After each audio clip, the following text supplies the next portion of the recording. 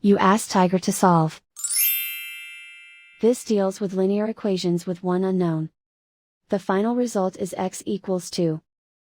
Let's solve it step by step. Group all x terms on the left side of the equation.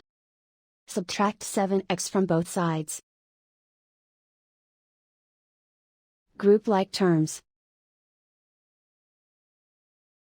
Simplify the arithmetic. Group like terms.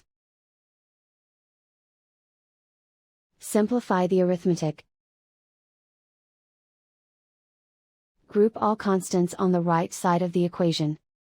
Subtract 3 from both sides. Simplify the arithmetic.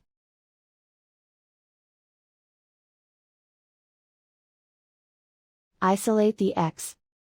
Divide both sides by -5. Cancel out the negatives. Simplify the fraction. Cancel out the negatives. Find the greatest common factor of the numerator and denominator. Factor out and cancel the greatest common factor. And so the final result is x equals 2.